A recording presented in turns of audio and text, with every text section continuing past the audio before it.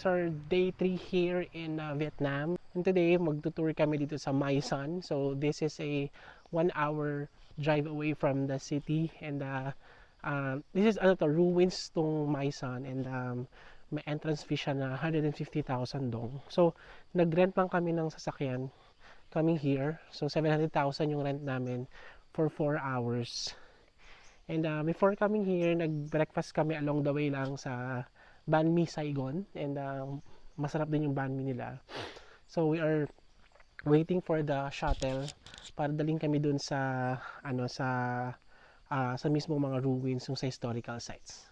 Okay, so samahan nyo kami at pakita ko sa inyo ang Mai Son.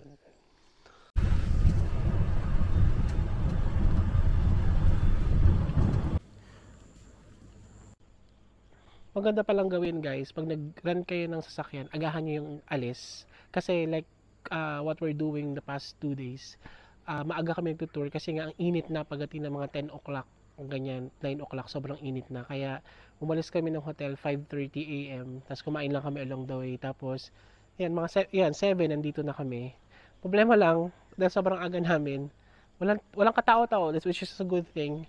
Pero plan kasi namin mag-hire ng tour guide para sana malaman namin yung history, ganyan-ganyan. Pero sarado pa yung tour, ticketing office ng tour guide. Ayan, close pa. Doon nakalagay doon sa signage parang 100,000 dong yung tour guide. I'm not just so sure kung per head yon or isang group na yon. So gagawin namin, we'll just explore. Ito yung map niya. So nandito kami. Tapos, mga 250 meters, dito na tayo sa letter F. Ayan, tapos ayan na siya, sunod-sunod na yung mga ruins. Ayan. So, tapos dito na pabalik. Ayan. So, yan. So, explore muna on our own. Tapos, saka natin i-research yung to. Although, meron namang audio book, audio guide na free, kaso mag-download ka ng app. And ubos na yung data ko. Saklok yung aking eSIM. Bibili pa ako ng eSIM ng data ulit. Di pa ako makabili eh.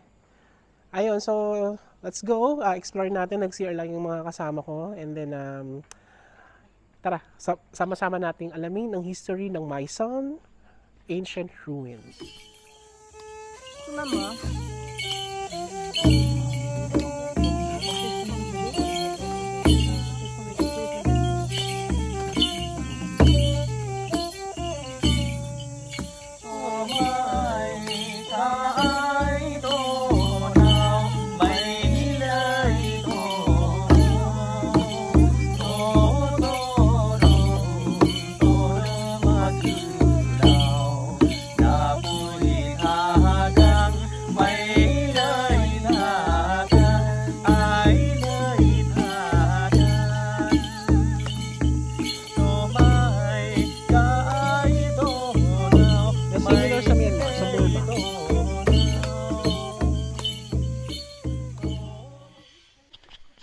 Guys, ito palang Mai Son Sanctuary is built by Cham Kingdom. So, 'di ba Cham medyo familiar siya. Sounds familiar, 'di ba? Dahil Cham is parang marami diyan sa Southeast Asia, Thailand, Cambodia, and I think even sa Myanmar.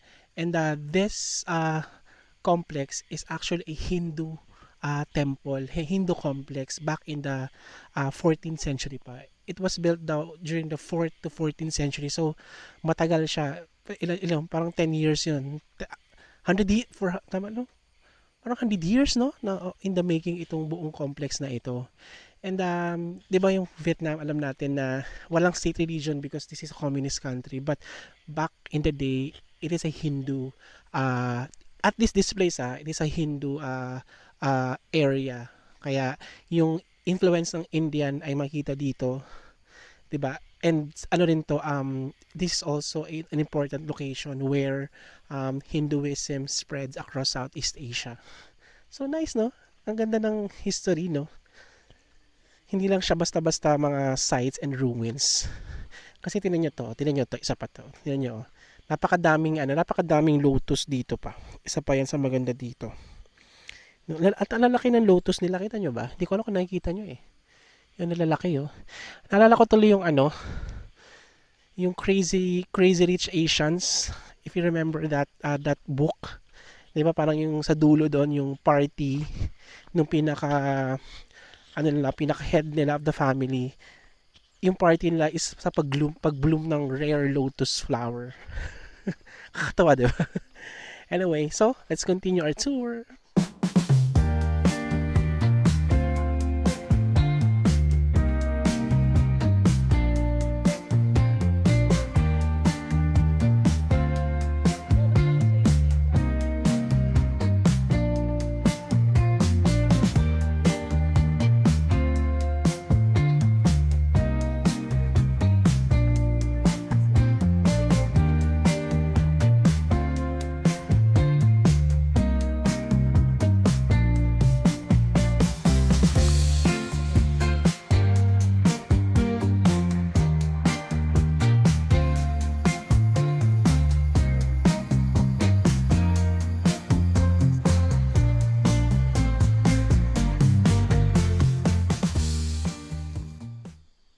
Guys, we're here at the last temple na one of the last major temple here in Maisan.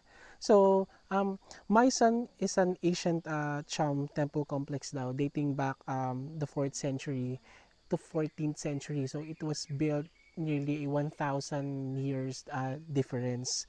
So, it is once the heart of the Champa Kingdom. So, Champa Kingdom is very familiar to us in Southeast Asia, especially in Indochina. So the temples here are dedicated mainly for Shiva, the Hindu god. Yung red brick wall nito and towers and yung mga carving reveals the influence of Indian culture and Cham artistry dito sa Vietnam. So it is recognized as a UNESCO World Heritage Site. So it stands today as a reminder of our Vietnamese rich history and culture, no? Galing, no? Dating back 4th century pa to 14th century. Oh my God, that's 1,000 years in the making, yung buong complex na to. So, no wonder yung technology ng Vietnam in terms of agriculture, in terms of human development is very rich at that time. Kaya hanggang ngayon nadadala nila. So, we're gonna go back to the entrance para balik na tayo sa sakyan natin. Pag nag-tour kayo dito, sobrang ikli lang. Siguro 2 hours, mahaba na yon. Kung gusto nyo magpahinga-pahinga, mga 3 hours, okay na yung tour na yun dito sa Maisan Sanctuary. Okay? So, let's go! And that's it, guys. We're back in our hotel from Maisan Sanctuary. So, repeat ko lang. So, Maisan Sanctuary is almost an hour away from our hotel or from the old town. So what we did, so from the old town, we rented a private car, good for 4 packs. That's two-way, cost around 700,000 dong. So okay na siya kung apat kayo kasi pag pinaghati-hatian nyo naman, okay na siya. Maliit na yung cost niya. And yung 700,000 na yun is only for 4 hours. So enough na yun for Maisan Sanctuary kasi pag nandun kayo nasa 2 hours yung gagamitin yung oras. So like what I've said kanina, agahan nyo yung punta. Umalis kami dito ng 5:30 a.m. Siguro from the town 6 na kami nakaalis kasi nag-breakfast pa nga kami along the way. So mga 7 nandun na kami. Wala pang tao. Kami yung unang-unang bumili ng ticket. And that's a good strategy kasi hindi pa ganun kainit. And wala kayong kalaban sa mga entrance, ganyan, sa mga picture. So, the entrance fee in Maisan is 150,000 dong each yon. And then, from the main gate, lalakad lang kayong kaunti. And then, meron na kayo makikitang shuttle doon. So, yung shuttle is dadalhin kayo doon mismo sa mga ruins na, sa mga ancient sanctuary na or ancient temples na. So, medyo malayo kasi yung entrance pa going doon sa mismong mga ruin sites. So, yung entrance, yung buggy ride, it took around mga less than 10 minutes naman. Pero kasi pag nilakad mo malayo siya and pataas, mababa, ganyan. And pagdating doon, you're on your own, ikot na kayo. Or pwede kayo mag-hire ng guide. May guide parang 100,000 dong, but you have to book it ahead of time sa app nila. Or you can purchase an audio guide using your phone doon din sa app nila kung ayaw nyo nang may nagsasalita. So, ayun, maliit lang yung Myson eh. If you cannot compare it with yung sa